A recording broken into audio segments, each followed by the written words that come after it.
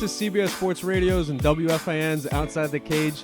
Again, great time with Aljo and Marab. Now we're joined with the man of the hour, the man of the next couple of weeks. He's fighting UFC on Fox 31 against Kevin Lee, the rematch. It's the last Fox card, 8 p.m. It's going to be amazing kickoff, send-off of the Fox era. Al, how you doing, brother? I'm feeling good, man. I'm doing great. Had a great sparring session this afternoon and just come down to hang out, chill out. We have Will Harris is here from Anatomy of a Fighter. He's doing a piece on me. He wanted to get some interviews with Ray and with some of the guys, so he came down. And I'm just chilling, recovering from this afternoon, getting ready for a hard jiu-jitsu practice tomorrow morning. Are you like an anxious guy? Like, if you got too much time on your hand, you got to do something? I mean, dude, you're in the midst of, like, a big training camp, and you're still coming down. You're not just playing video games like a hermit in your basement. It's like you're coming down, being around the guys. Like, a lot of people, I would think, would just be on their own time. Is this part of you that you got to be doing something? You do houses on the side. You fight. It's amazing how much you can fit into your brain. Oh, no, I absolutely always have to be moving, or I get myself in trouble. So yeah, that's absolutely. I do the real estate. Right now, it's kind of, I still have a few deals going through, but I'm not really trying to pick up too much new stuff. After the fight, I kind of recover, relax, and really focus on my real estate. Get some deals going with that, but that kills my downtime. I think you can't always be focused on the gym and focused on the opponent, and you kill yourself mentally. So I like to come to the gym, work hard, hang out with the guys, bullshit a little bit, work hard when it's time to work hard. Get out of the gym. I'm doing some open houses. I'm showing some houses here and there. Making some extra money on the side never hurts. So it's enjoyable. It's fun. I like the people that I work with. So it's definitely keeping busy is the way to do it. And you're not slurring your words like Max Holloway while he's cutting weight. You said you're, before the interview, you said you're 187 pounds. No, 173. I was under 170 after practice, so I'm feeling good. I'm right where I need to be. I'm gonna make weight with no problem. I'm not a big weight cutter. I used to cut tremendous amounts of weight in high school and college and wrestling, and I think I could have been a way better wrestler. If I just focused on wrestling. Instead, I was just focused on the weight cut.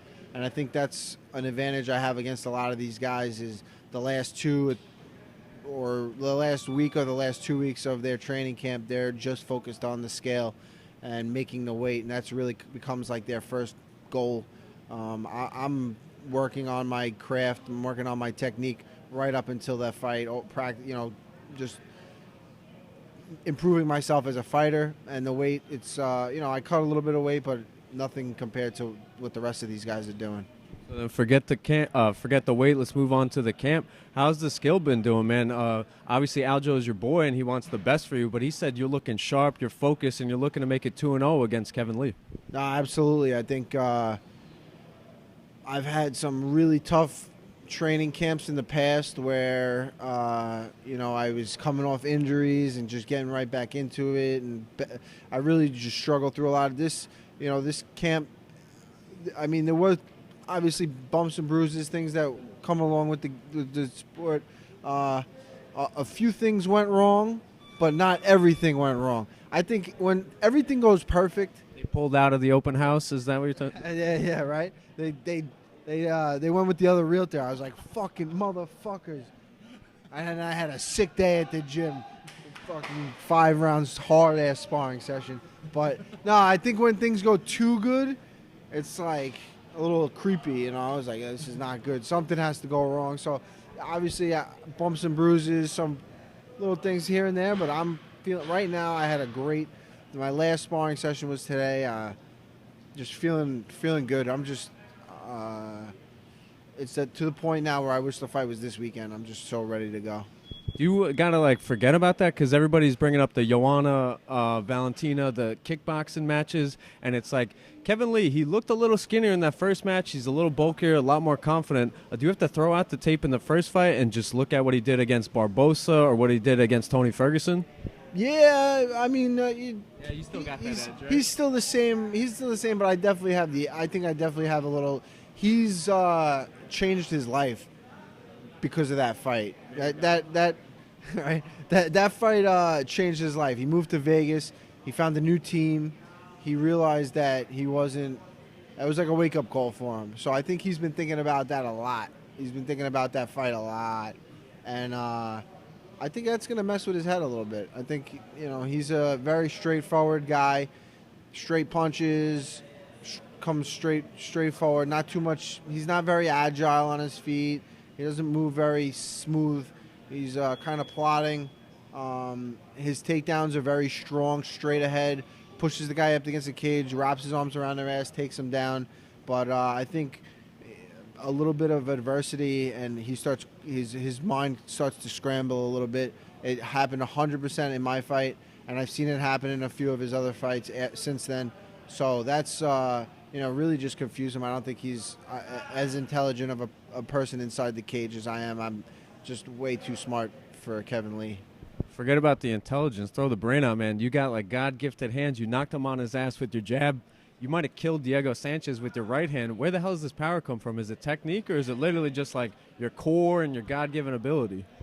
I think it's a little bit of everything. I have somewhat natural power, but accuracy I think is something that I have honed over the years. I've been doing this way longer than a lot of these guys.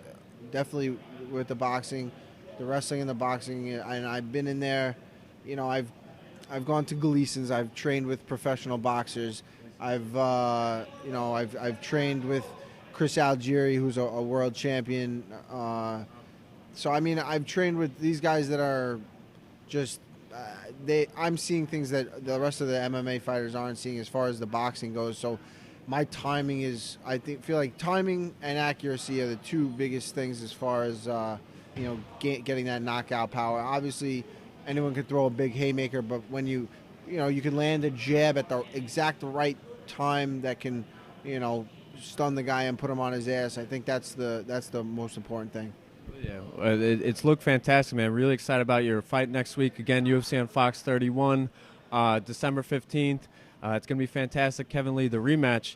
I was really happy that Joe Rogan, this is my last thing, I promise, get you the fuck out of here. When Joe Rogan checked John Kavanaugh and he goes, well, nobody's looked yada yada against Khabib. And he's like, well, Al kind of looked way better than your boy on one day's notice. And actually, we're kind of in the same heat. I got lumped into a conversation with the UFC because I talk a lot of shit, but I had to explain to them it's a Long Island thing. They said, well, we're not happy with Al either with talking the shit. And basically the shit, I'm blocked by Kavanaugh. Everybody knows this now. Shab was trying to kill me because I admitted that to him. But I literally was quote tweeting Rogan saying, this is what I said, he shouldn't get the rematch. Can you explain to everybody that you're not going to gain this type of wrestling in 6 to 8 months for a rematch? I think literally they're looking for the payday, and that pisses me off. Yeah. For Conor's own benefit, he should take a step back and fight somebody that's better for his skill set. But if you say it, you don't get in trouble as much as I do. So, well, no, definitely Conor doesn't deserve the immediate rematch. That's 100%. And then if anyone deserves an immediate rematch, it would be me. On a day's notice, I went out there and I lasted 5 rounds training for a 3-round fight. Conor had all the time in the world to prepare. He had all the time in the world. So I think if you give him more and more time, you're going to get a similar result. You can train wrestling, yes, but really where he lost that fight was in his mentality of quitting. He quit. He got tired, and it's inside of him to quit when things get really, really tough. He gets tired, and he finds a way out. So I think he's got to win a few fights, and I think if I keep winning and he keeps winning, I deserve a rematch way before him, or it's just got to. It's 100%. Brother, good luck next week on your fight, and hopefully 2019 is an even bigger year for you in the cage, outside of the cage, and selling real estate, man. Really appreciate the time. Absolutely. Appreciate it. Thank you.